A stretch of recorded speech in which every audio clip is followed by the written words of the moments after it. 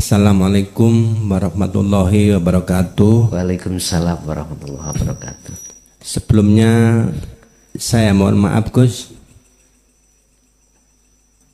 mungkin menyinggung. Begini Gus, antara zat dengan hidup. Waktu di pengajian di Jaya Baru sana, saya pernah menanyakan soal zat dengan hidup. Katanya sama. Terus yang saya tanyakan, mengapa setiap pengajian yang seringkali muncul itu hidup itu, zatnya jarang sekali. Zatnya jarang. Nggih. Terus gimana itu? Makasih Gus. Injih. Assalamualaikum Pak. Waalaikumsalam warahmatullahi wabarakatuh.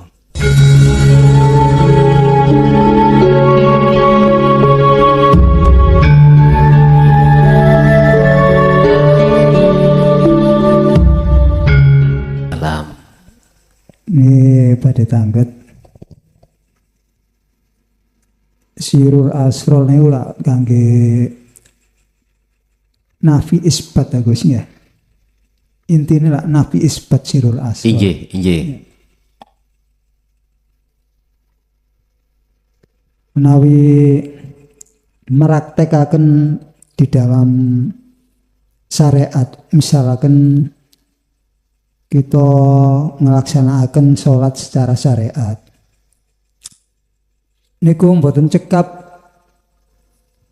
namung bangkit muraqabah mawon ta napa nggih ngantos wa ibsarun wa musyarum wa babsarun. Nggih. Soalnya ningali keterangan syariat niku kan muraqabah mawon ngoten. Nggih. Nggih ngoten mawon nyuwun penjelasane. Assalamualaikum warahmatullahi wabarakatuh. Waalaikumsalam warahmatullahi wabarakatuh. Fungsi daripada adzikru bisiril asrar adalah nafi isbat.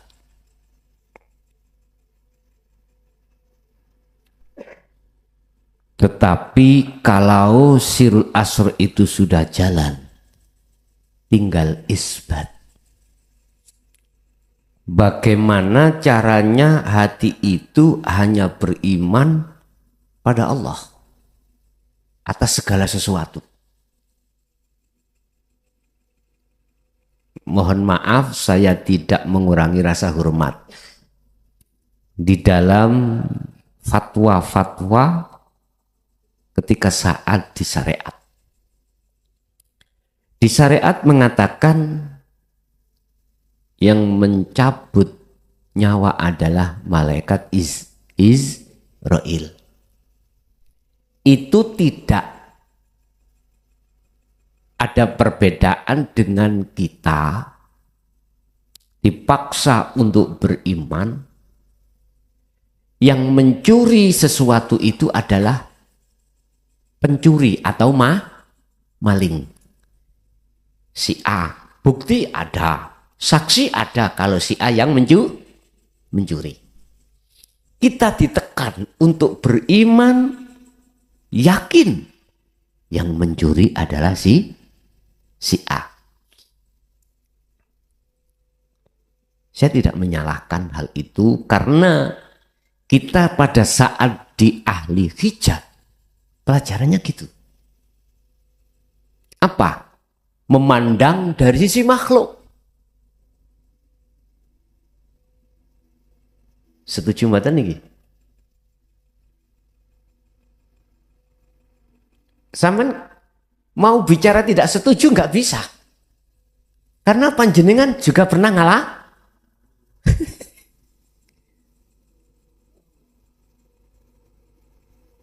BB barang bukti ada. Ketika mencuri tertangkap basah ada saksi, wis nggak bisa mengelak A1 Pak, A1. Sama. A1. Jenengan melihat saya pasti makhluk. Yang bertausiah adalah makhluk. Loh, kita dipaksa untuk beriman. Yakin sing ngaji iki mukhlason. Nah gitu tak?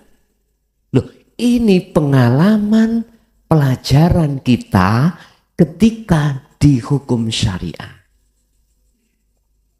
Dan ini tidak salah karena kelasnya memang proses kita. Satu sisi kita belum diajarkan untuk beriman, di situ ada Allah. Belum. Sehingga status saya, status malaikat Israel sebagai utusannya Allah.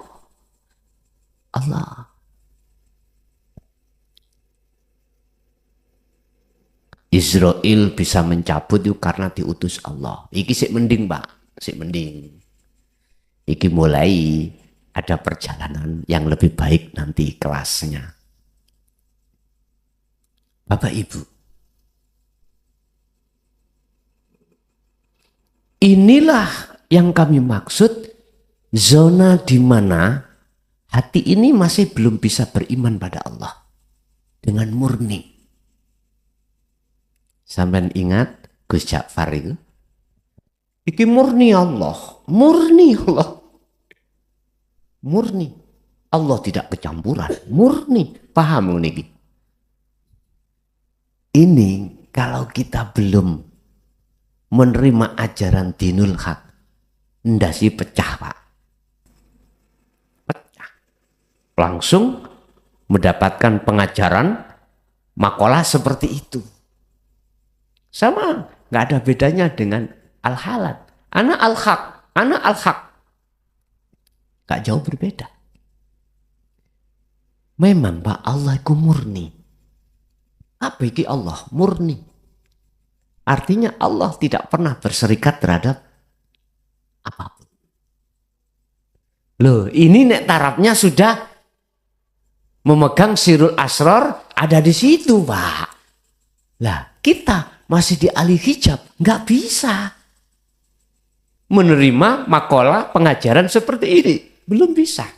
Karena kita masih kuat doktrinnya untuk mengimani selain Allah. Oke. Fungsi daripada adzikru bisiril asrar adalah melepaskan iman-iman hati terhadap selain Allah. Berarti tidak boleh ruh ini melihat selain Allah. Enggak boleh.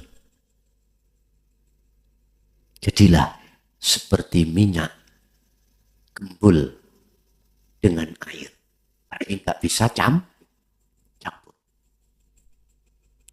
Loh, sirul asrar itu di situ, Pak. Fungsinya seperti itu. Lah, pertanyaannya, ketika kita melakukan syariat sholat, apakah sudah cukup di muraqabah? Enggak cukup. Makanya di dalam sirul asrar itu kan ada beberapa tahap lah gitu, Pak ya. Memang awalnya muraqabah, syu'arul basyirah. Kemakrifatan hati ini merasakan kehadiran Allah yang mengawasi, yang mendirikan, merukukkan, mensujudkan, membacakan. Kita disuruh untuk menyibukkan syu'arul basyirah. Apa? Muraqabah memang. Itu sebuah proses, Pak. Tapi ada kelanjutan. Setelah syu'arul basyirah, Anda nanti harus sampai pada masuk pada ainul basyirah, makrifat ainul basyirah. Ini sudah tidak lagi muraqabah, Pak. Ini musyahadah.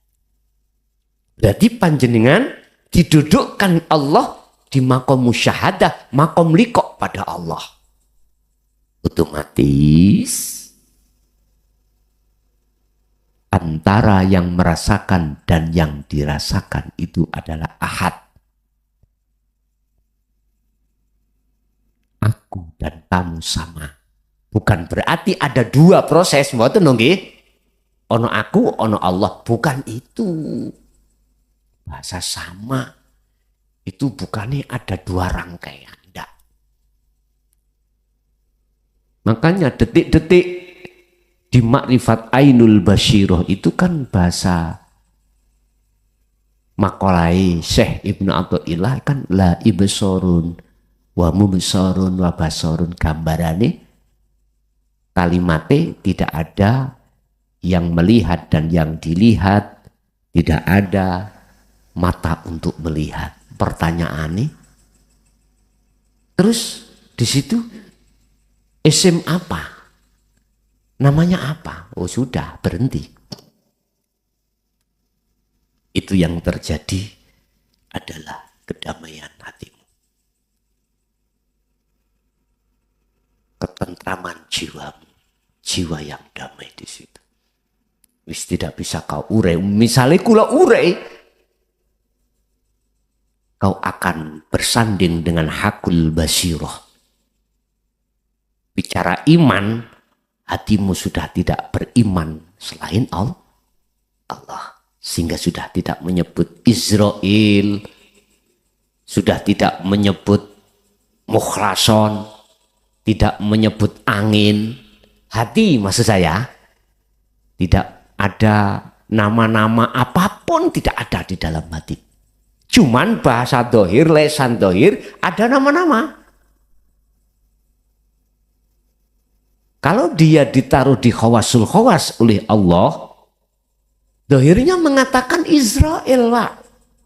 Tapi hatinya tidak ada nama Israel itu. Tidak ada. Kalau boleh saya kasih nama, secara bahasa Islam, hatimu hanya ana. Anai iku ana, hidup itu Allah itu, bukan ana makhluk. Loh, ngene kok jarine sesat. Wong Kanjeng Nabi disuruh untuk mendidik umatnya dari sebuah wahyu, la ilaha illa ana fa'budun. Berarti kalimat fa'budun itu jamak, Pak. Dari abdun. Bener wahyu itu diturunkan terhadap beliau Rasulullah Muhammad sallallahu alaihi wasallam. Tetapi kok lalapo kok ning kunu fa'budun ada wawu jamak. Artinya berarti untuk semuanya. Pengertiannya Muhammad diperintahkan untuk memahamkan, mengajarkan tentang la ilaha illa ana terhadap umat. Makanya aku nggak bisa habis pikir. Ada yang mengatakan itu ajaran sesat. Wis gak apa-apa. Saya terima hal itu. Saya terima. Tetapi nanti ketika saat hatimu dibukakan hidayah Allah tentang ajaran ini, kau pasti akan menjawab lain. Sebab kita dulu yo seperti itu. Lho nggih lho Pak. Makanya kula sanjang, saya ini mantan orang kafir asli. Kafir asli. Kafir pada Allah. Dalam hatiku penuh dengan cinta selain Allah. Istri atau wanita, anak, konatiril mungkontoroh, dunya brono, nek cara wong wedok ya mas-masan, duwe, pangkat, omah, iku gila hati ini bercinta dengan itu. Saya juga seperti itu. Ingat, Allah menyatakan dengan tegas, laqad khasiral ladzina kadzabu biliqa'illah. Sungguh sengsara, laka, rugi orang-orang yang mendustakan tentang ajaran Rasulullah yang berkenaan pertemuan terhadap Allah. Kalau ditanya, mengapa sebab dia ingkar dengan ajaran itu? Itu jawabannya. Karena hatinya bermegah-megahan dengan kesenangan dunia. Sehingga menjadikan hati lalai pada iman, pada Allah. Kalau semuanya itu Allah. Sampai kapan? Hatta zurtumul makabir. Sampai mati. Terus sih ayat tadi yang saya baca. Kapan kesadaran nih orang-orang yang mendustakan ajaran Allah terkait biliqaillah ini? Bahasa hakikat, kalau sudah didatangkan situasi bagdatan, as-sa'ah bagdatan, kondisi yang mengagetkan. Bahasa hakikat di dunia adalah kematian. Bahasa syariat, maksud pertemuannya itu besok di akhirat. Ternyata ketemulah juga maksud akhirat itu adalah kematian. Dia berkata, bagaimana?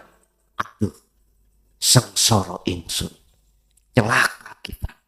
Mengapa dulu kita berkhianat tentang ajaran Rasulullah, pertemuan terhadap Allah.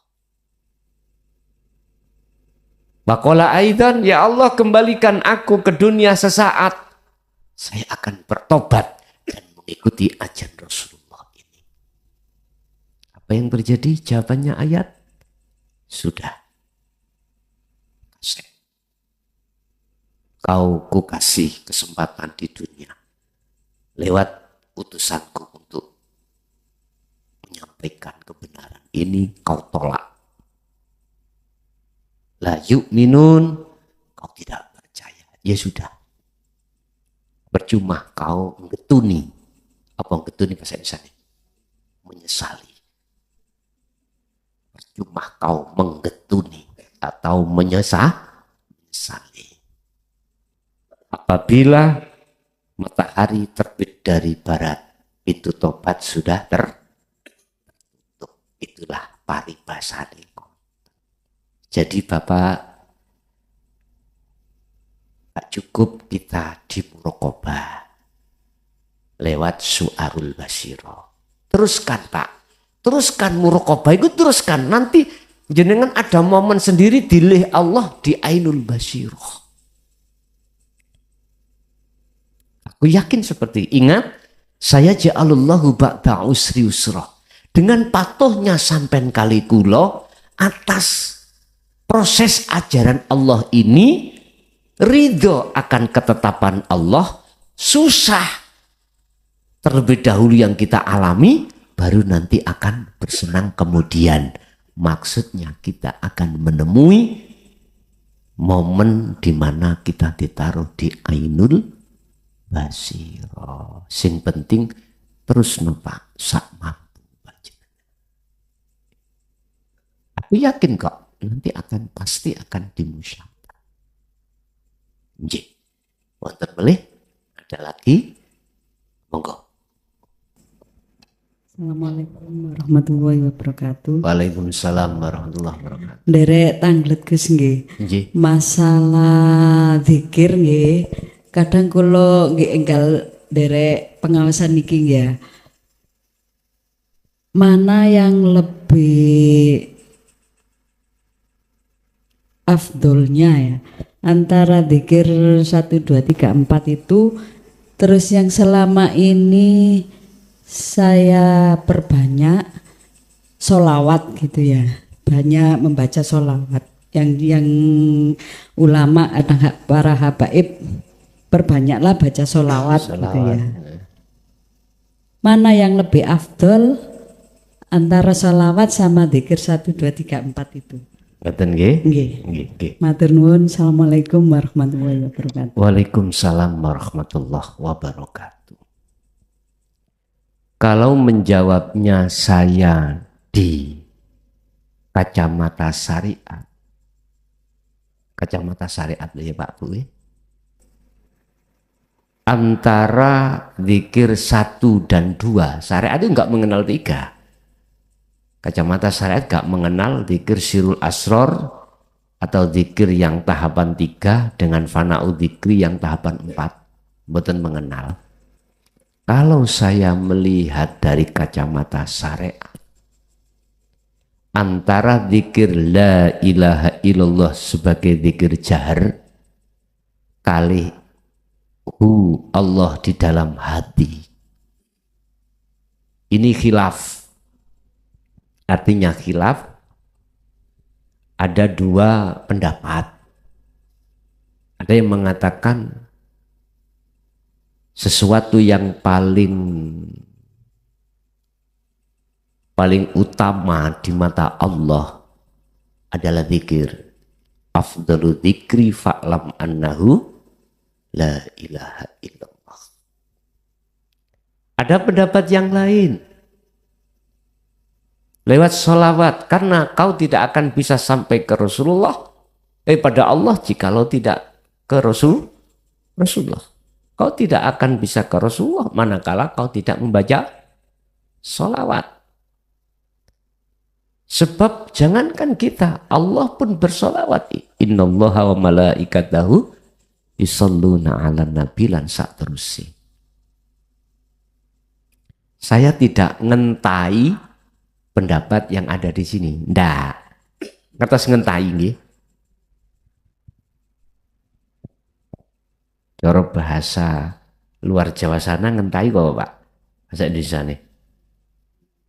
Menyangkal ndak. Tapi jikalau saya lihat dari kacamata hakikat, antara zikir 1 dan 2 dan sholawat, manakala selalu Anda sertakan nomor 3 dan 4, itu sama saja. Karena apa? Baik zikir 1 dan 2 atau sholawat itu adalah kendaraan, fasilitas atau buruk, thoriqoh untuk bertemu Allah. Sampean lewat sholawat, dengan sholawat sampean sertakan sirul asrar, pasti akan dimusyahadah. Anda zikir 1 dan 2 sampean sertai sirul asrar, akan kemusyahadah. Kalau pertanyaan sampean tadi kan gini, bagaimana membaca sholawat lebih afdol atau lebih utama mana membaca sholawat dengan kita melakukan zikir 1, 2, 3 dan 4 lah kan tentu? Ya jelas. Kalau sampean iku mau sholawat gak disertai sirul asror 3 dan 4, miturut kacamata syariat, itu lebih baik dengan zikir. Tapi disertai sirul asar. Jangan pertanyaannya tadi kan dikelompokno kabeh. 1, 2, 3 dan 4 lah ngoten nggih, dengan sholawat. Tapi bila mana sholawat itu hati sampean menyertakan diri di sirul asror, sebab di dalam sirul asror itu nafi isbat atau pelepasan sifat basariyah untuk menuju musyahadah Allah, atau tindakan tahali menuju tajalli, sama di mata kacamata hakikat. Duka nek ngene, nyuwun sewu lho ya. Api endi jenengan zikir 1, 2 dan 3 atau maca Quran disertai zikir 2 dan 3 dengan Anda macul-macul disertai dengan zikir 2 dan 3 atau 3 dan 4. Tapi mana? Jawaban kula nggih ndelok kacamata ndi sing tak gawe jawab. Nek miturut umum, ya apik maca Quran terus hatimu 3 dan pan. Tapi nek kacamata khusus nang Allah padha. Nyun sewu, sing durung tutuk kuno sik munyeng aja diterusno sik. Akale didel dhisik. Sebab dasar kula innallaha la yanduru ila suwarikum. Allah tidak akan melihat dari segi zahir fisikmu. Walakinnallaha yanduru fi qulubikum. Tapi Allah melihat dari sisi hatimu. Apakah madhep nang Gusti Allah apa madhep supaya sawahku iki engko subur? Hasilnya api lah di situ. Subhanallah. Kadang-kadang kita dulu itu ngalami ngeten, Pak. Awak dewi nggak punya modal, kepingin duwe pacar ayu. Nggih? Terus ada torikoh yang namanya mahabbah. Ya poso, ya wirid. Bagaimana arek iku kena aku. Lah ngaten nggih. Niki modal dengkul sampean biyen iki. Wis dilakoni Pak mahabbah. Ini ra'aitu ahada asra kaukaba lan sak pituruti. Loh, sampean kok apal Gus berarti mantan nggih. Aduh. Wis diakoni Pak ya. Awak dhewe biyen jenis ingkar nang Allah.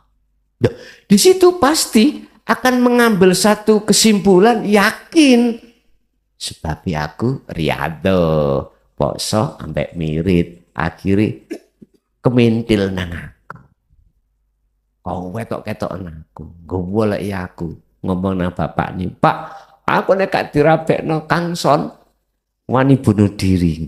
Waduh Allah ilmu wis kadung mancep Bu Pak nggih. Wis iwu ngelepasi.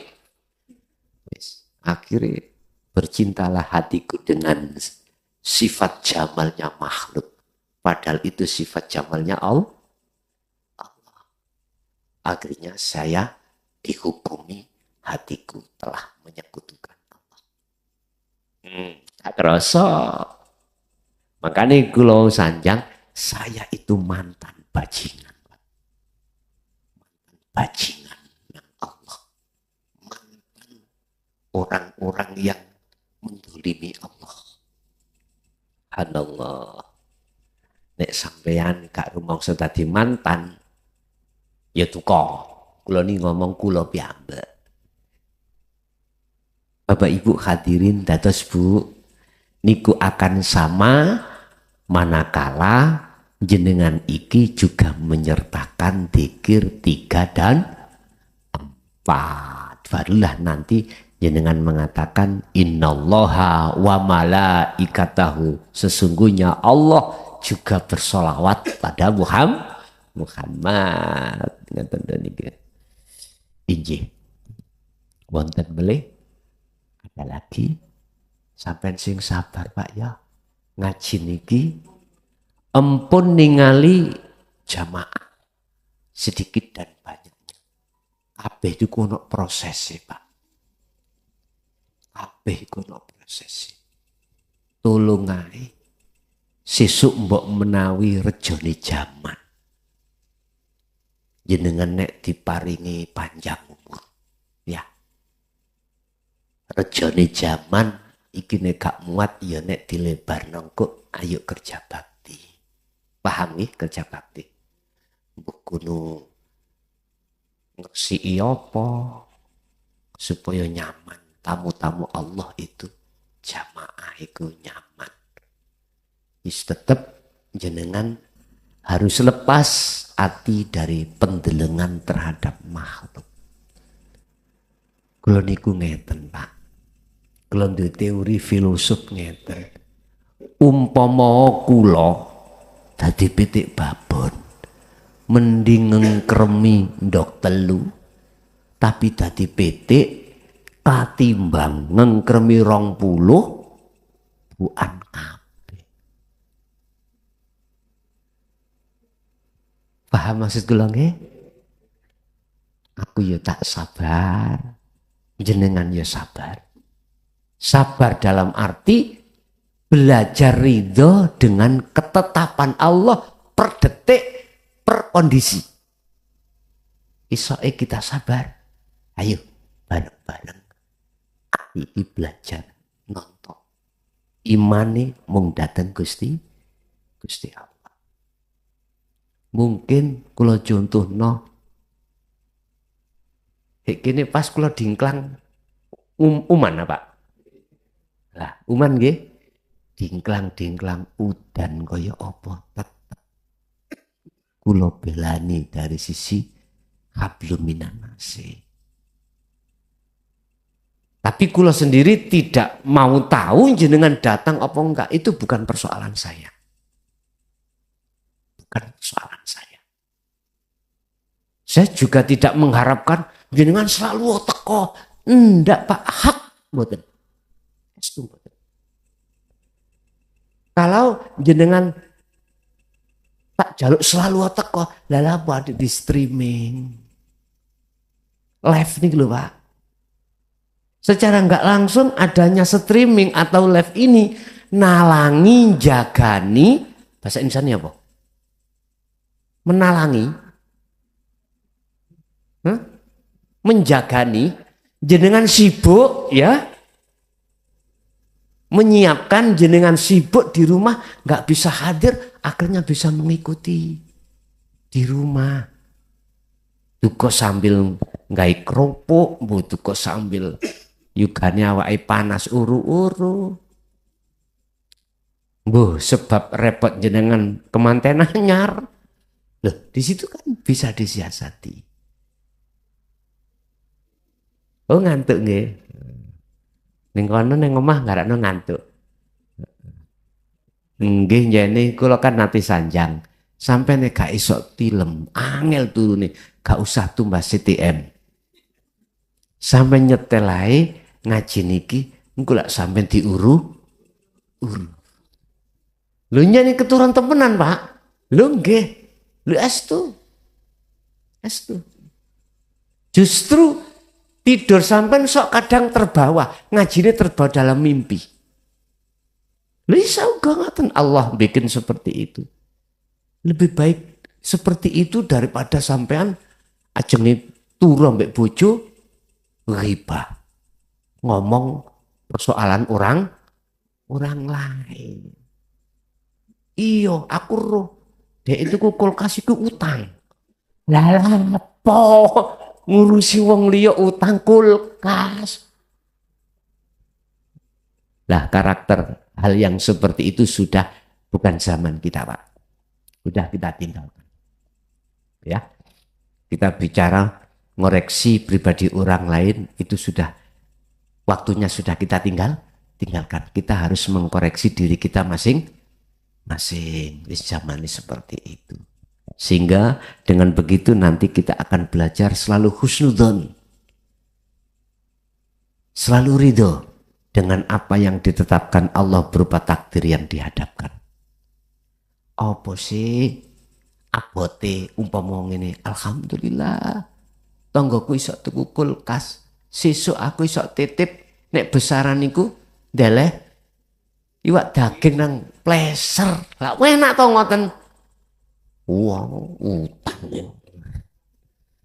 Subhanallah. Ya wis, kita zaman yang seperti itu sudah harus kita tinggalkan.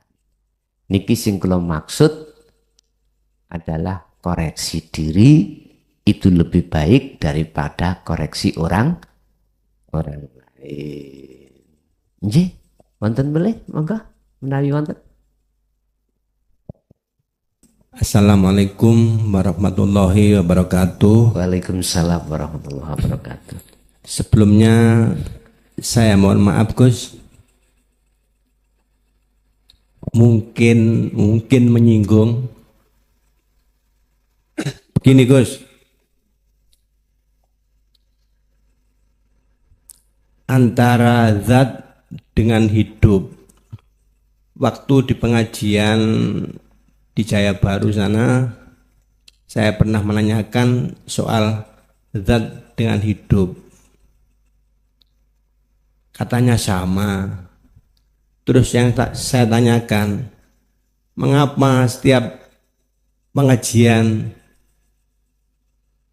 yang seringkali muncul itu hidup gitu, zatnya jarang sekali. Zatnya jarang. Nggih. Terus gimana itu? Makasih Gus. Inggih. Assalamualaikum Pak.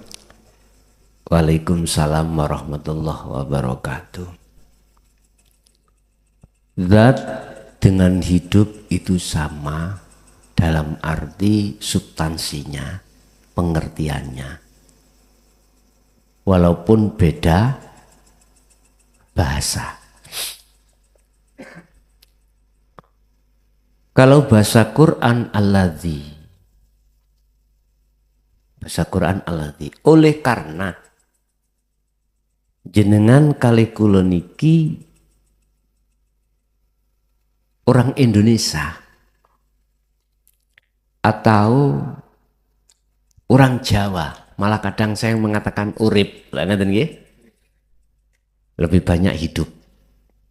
Hidup itu adalah bahasa, termasuk bahasa Indonesia. Tapi maksud saya hidup atau zat itu bukan sifat. Bapak Ibu, di dalam sifat wajibnya Allah 20 itu ada sifat hayat, hidup. Lah, hidup sifat hayat itu proses dari 4 perkara. Zat, sifat, asma, af'al. Alasan dan dasar bagaimana antara hidup dengan zat itu kok sama?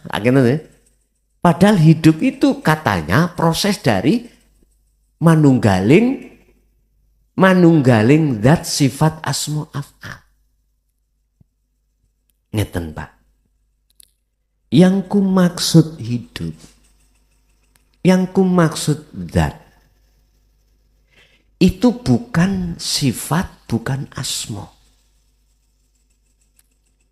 Sesuatu yang pantas dinamai itu. Loh, ngeten lho. Apa? Itulah laisa lahu kamislihi sayun. Saya kalau masuk di dalamnya hidup atau zat itu tidak bisa berbahasa. Saya tidak bisa menamai. Saya tidak bisa mensifati.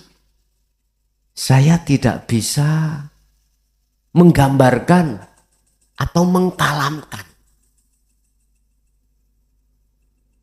Itu sebetulnya di situ.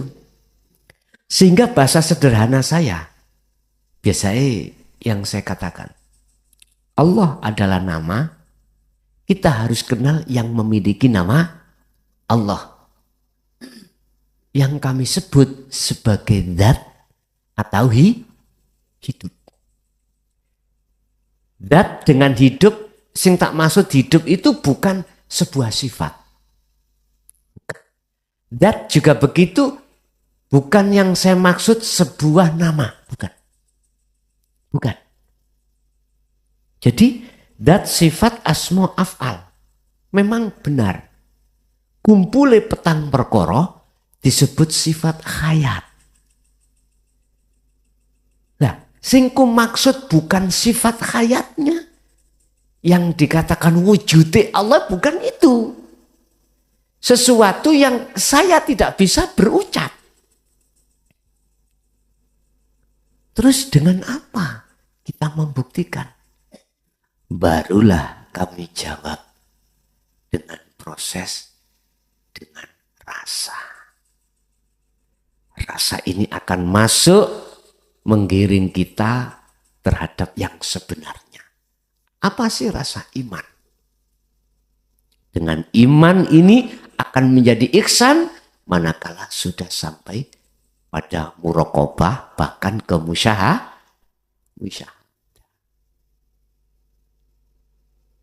Kalau pertanyaannya mengapa saya selalu menyebut hidup? Nggak ngerti nggih? Karena zat sifat asma af'al kumpuli iku menjadi hidup. Tetapi kalau dimasukkan terhadap makosidul a'dom, substansi saya ngomong hidup, ngomong Allah, ngomong zat sama. Sesuatu yang kami tidak bisa mengucap, itulah yang memiliki nama Allah. Itulah wujudnya Allah. Ya, kudu Anda harus bisa ketemu di situ. Udah habis sudah. Bapak Ibu, kalau jenengan sudah punya teori untuk sampai pada Allah, saya pesan, jangan menyalahkan teori orang lain yang tidak sama dengan teori jenengan. Dari segi apapun, tolong. Anda sudah tahu caranya tahali nang tajali. Tahali nang tajali, tahali menuju tajali. Nafi menuju isbat. Pelepasan diri untuk menuju pada Allah. Kalau sudah tahu sistem, jenengan tolong jangan menyalahkan sistem yang digunakan orang lain. Tolong sekali lagi.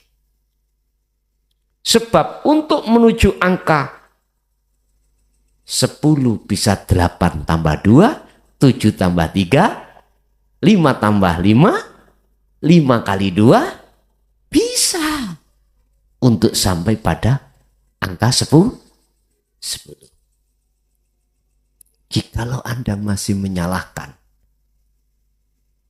sistem orang lain, apakah itu bersanad atau tidak bersanad, jenengan kok mumet-mumet teko teori tok, akhirnya fanatik dengan teori jenengan. Jamin gak iso nyampe sampean. Jamin gak iso. Sebab ribut membenarkan teorinya sendiri. Ribut. Mohon maaf.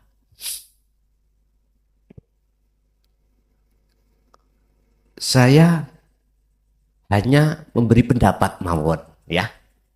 Bukan berarti saya menyalahkan ya. Memberikan pendapat, saran. Tapi jangan salah paham, saya tidak menyalahkan. Jenengan lewat thariqah apapun, silakan. Tapi jangan pernah Anda menuduh thariqah kae gak bersanad. Ya. Nek sampai sudah masuk ke ranah situ, pasti Anda akan fanatisme dengan sistemnya sendiri. Kalau yang benar Anda. Satu sisi, Anda akan menyalahkan sistem orang lain yang alasannya katanya tidak bersanad sampai Rasulullah. Ojo. Jangan. Nanti akan mengotori hati kita masing-masing. Gurumu iku ndi? Misale ngaten nggih, nyuwun sewu. Kesanatan ilmunya bagaimana? Pengen tahu aku. Ojo. Estu jangan. Nanti akan menjadi bumerang pada diri kita. Sebab percaya atau tidak percaya, siapa yang memperjalankan di thariqah ini, di thariqah ini, di thariqah itu? Siapa? Allah tak. Pengajaran la ilaha illa ana itu di situ, Pak. Selalu husnudzon terhadap seseorang yang memakai sistem yang tidak sama dengan kita. Ngoreksi, Pak. Jangan kau ikuti. Itu sanadnya gak jelas. Kesanatan ilmunya tidak jelas, jangan. Ngerti? Kita tidak sadar di situ telah dirasuki oleh nafsu dalam diri kita. Menyalahkan sistem orang lain, membenarkan sistem kita sendiri. Tolong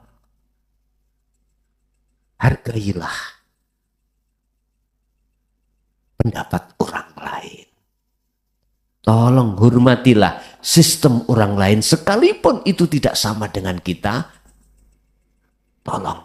Sebab substansi makhlus syahid, inti daripada ajaran dinut tauhid ini, pelepasan kotoran hati menuju bertemu Allah. Intinya di situ sudah. Urusan guru sampean bersanad atau tidak, mohon maaf, jangan diperdebatkan. Kalau kita perdebatkan, mohon maaf, kita ribut, mumet-mumet di situ, nggak nyampe-nyampe. Karena apa? Kita masih bersuudon terhadap satu ajaran, satu thariqah, dan kita telah keluar dari iman pada Allah. Dan kita sudah yakin semuanya itu adalah yang membuat adalah Allah. Lewat mimbar yang sangat sederhana ini, saya kasih saran terhadap jenengan, siapapun yang tidak sama sistemnya menuju pada Allah, thariqahnya nggak sama, ojo gelut. Jangan saling mengklaim fanatisme, jalannya sendiri, jangan. Belajarlah kita berhusnudzon dan belajarlah hati hanya beriman semuanya, yang berperan adalah Allah.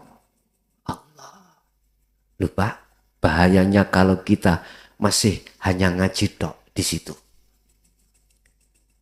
Kalau enggak langsung kita itu melakukan uzlah, ilmu ini enggak ada gunanya. Makanya bahayanya kita ngaji terus menerus sebagai muqabbalah, sebagai referensi, boleh. Tapi bahayanya kalau tidak kita tututi dengan tindakan uzlah, ahadiyah menuju ahad, bahaya. Pasti kita akan fanatisme dengan ajaran thariqah diri kita. Nanti kita akan dihasut nafsu dalam diri kita terhadap thariqah yang lain. Makanya tolong sengkei saran. Makanya mengapa saya kasih, ayo belajar mengkoreksi diri kita pada diri kita masing-masing.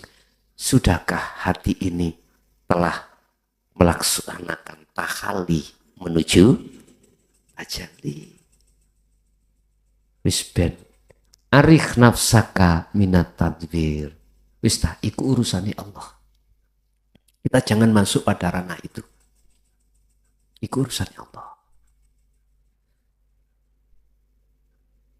Jenengan pun salah paham dengan saran ini. Saya hanya sebatas saran. Tidak menyalahkan terhadap sistem yang jenengan lakukan. Ada Pak sistem ngeten, yun sewu nggih. Pengen menetapkan sifat hakikati Allah pada Allah, menetapkan sifat hakikati hamba pada hamba. Ngeten. Dohir niki di ngelakoni supaya ning ati iki gak rumangsa apik dheweke. Menetapkan yen makhluk iku sing apik iku Allah. Dia biar tidak takabur pada Allah. Biar tidak merampas sifat wajib Allah. Ada yang seperti itu loh Pak proses. Itu juga sistem loh Pak ya. Sistem. Dan ini juga pernah dialami salah satu di antara kekasih Allah juga pernah. Dan itu bisa terjadi mencetak hatinya murni nang Allah, bisa jadi lewat seperti itu. Mungkin jenengan teringat ada 21 masuk surga? Ingat nggih? Wong wedok nakal mlebu swarga bahasa syariate karena ngombeni guguk. Lah ngeten nggih? Kita kalau untal mentah-mentah secara syar'i bukan itu, Pak. Nek pancen secara syar'i ngono, yo ayo nglonte ae bar ngono goleki guguk. Lah ngoten nggih? Mboten niku. Maksudnya mboten. Itu termasuk sistem, Pak, ya. Saya dulu memang dipesan siji, nek cara guru kula abah kula dhewe pertama yang mendidik, terus maneh nggih figur, entah sampean mengatakan iku waliullah apa ndak terserah jenengan. Jadi cara kula pernah mengenyam ilmune Mbah Mundir, Mbah Ud, Mbah Hamid pada saat beliau itu sopo di rumah abah dulu karena ada tugas. Urusan jenengan mengomentari yang bagaimana ikut terserah. Pesannya apa sih? Saya disuruh pertama, belajarlah untuk selalu husnudzon pada setiap apapun yang dihadapkan saya. Yang kedua, jangan buru-buru mengkoreksi orang lain. Saya diperintahkan untuk mengoreksi utama diri sendiri. Yang isi ngoreksi, sudahkah ruh ini menjalankan tugasnya pada Allah berupa menjalankan tahali dan tajalli.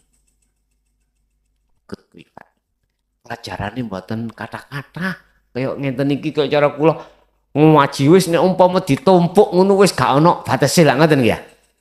Loh, ini bahaya, Pak.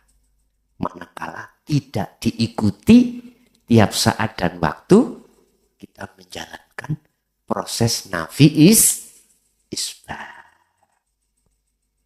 Jadi Pak, hidup dan zat sama dari sisi mana? Padahal hidup, hayat itu prosesnya kumpulnya petang perkara. Mestinya kan nisore hidup toh. Jadi kok saya mengatakan sama? Bukan maksudnya hidup itu sebuah sifat, bukan maksudnya zat sebuah nama, maksudku itu sesuatu yang tidak bisa aku sebut. Bahasa sederhana saya, ya kuwi sing duwe jenenge Gusti Allah. Yang kedua, bahasa hidup biar jenengan mudah karena wong Indonesia. Mengapa saya tidak mengatakan alladhi bahasa Arab? Lah ngerti tak? Padahal itu juga sama. Subhana maha suci sapa alladzi zat hidup. Asra kang nglakokake sapa alladzi bi abdihi kelawan kawulane alladzi ai Muhammad bahasa syariate lailan ing dalem waktu wengi iki berkenaan dengan Isra Mi'raj. Berarti nek tak tarik hakikat sing nglakokno yang memperjalankan ruh nafi isbat ya Gusti Allah. Sekarang tinggal pertanyaan ini, arikh nafsaka minat tadbir, lepasan rumongso awake yang berjalan, ngatur-ngatur awak yang berjalan, udah dilepas. Kalau itu kita sudah lepas, maka muncul perasaan dalam hati muraqabah. Merasa yang memperjalankan kita adalah hidup itu Allah. Begitu seterusnya, akhirnya dimusyahadah. Niki simple dan jelas. Wis gak kakean ukara, gak kebanyakan teori-teori. Simple. Sampailah pada di situ. Ngeten niki nek menurut ahli tahqiq Pak dipertanyakan. Sanate iku tutuk Rasulullah ta? Keilmuane iku bersanad ta? Mohon maaf. Saya kasih saran aja. Saya kasih saran. Urusan iki bersanad gak bersanad, iku urusannya Allah. Saya tidak bisa mengurai, dan memang Pak, saya tidak boleh. Pertama, mengurai tentang masalah nasab. Mohon maaf ya. Apalagi terkait masalah kesanatan. Lah, di situ ada maksud apa? Orang tua saya untuk tidak bicara hal tersebut. Mohon maaf. Kalau kita rame ajang, ngerti ya rame ajang ya? Gegeran dengan toriko, gegeran dengan fanatisme, pasti kita akan mengkultuskan figur seorang makhluk. Kalau kita sudah disibukkan di situ, kita akan sampai kapan ke musyahadah itu? Sibuk Pak kita. Makanya saran saya, wis biarkan. Tapi aku yakin, walaupun secara virtual, secara tertulis, gak ono jenenge kesanatan, aku yakin wallahi siapapun yang melakukan la ilaha illa ana, mesti sanati bisa dipertanggungjawabkan di mata Allah. Kadang-kadang kita kan masih melihat di mata manusia. Oh, iki kudu sanati gurin teko iki ndukur iki sampai Rasulullah. Ngeten nggih. Kita sibuk dengan ngurusi itu, lali dengan tugas kita pada Allah. Makanya udahlah kalau kita sudah sampai pada pendidikan ilmu dan laku untuk ke akhad di makom musyahadah. Pertama, ayo kita belajar husnudzon. Semua itu dari Allah. Yang kedua, jangan pernah kita mengkoreksi orang lain. Koreksi diri kita sendiri. Ini pendapat loh Pak ya, saran. Bukan berarti saya menyalahkan orang lain. Boten. Paham nggih maksud kula nggih?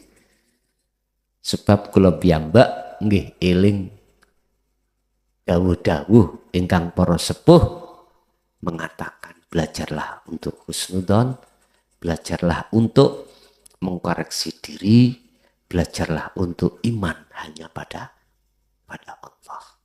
Lho ngeten iki kula goleki mumet tahun-tahunan Pak, ya Allah, piye maksudnya? Padahal kita sering kali dihadapkan kondisi yang gak cocok sama kita. Nyun sewu, bojo lanang, bojo wedok, bojo lanang senengane iwak wedhus, bojo wedok senengane iwak sapi. Bahkan anake seneng iwak klothok tok. Bingung Pak. Ketika dikongkon masak iwak wedhus, ya maklum apa? Ambu tok wong wedok ngeluh. Akhirnya gak gelem daripada ngeluh. Salah persepsi. Akhirnya ngamuk-ngamuk ning ati. Wong wedok gak gelem masakno wong lanang. Padahal wong wedok iku ketika ambu tok niku wis kudu mutah. Kok iwak sapi gelem? Masalahnya kesukaane lah ngoten nah. Sing yugane iwak klothok malahan. Nggih Pak, nek didukno iwak wedhus langsung Pak ngeciprat. Lah beda prinsip. Wis Kita kalau sama-sama sadar, aku yakin nggak ada pertentangan. Enak Pak, wedhus tak entekno dhewe. Lho nggih, akhire rong dina gak tangi. Ya Allah, wis kapok tahun kemarin niku. Tahun kemarin ngoten ya Allah. Padahal ya wis tak kekekno arek pondok wisan. Aku ngangah kekil ambek ndasit tok. Saya coba tak entekne, ya Allah rong dina Pak ndasi sok munyu. Iku pengalaman. Oh ternyata betul. Jangan israf. Jangan melampaui batalan ndas itu ambek kekil papat lho Pak. Ya kebangetan ya. Karuan tonggo-tonggo niku mboten kebagian pun kebagian kabeh. Ya Allah. Wis kapok wisan. Wis kikil tok ae loro ndasi tak gemeno liya. Wis ngoten. Wis umur-umur wis 50 punjul, Pak. Mbok nek umur-umur 30 ngono sik heeh mawon. Nggih ta ya. Umur-umur ngene iki wis rada dikurangi. Ngoten. Jane jenengan sing wonten daerah ngeten iki penak, Pak. Wis adoh dari makanan sing aneh-aneh. Sing kutha niki serba instan. Ya. Wis kesuwen masak tuku mie. Wis kawus wisan sih. Nggih. Wonten melih monggo.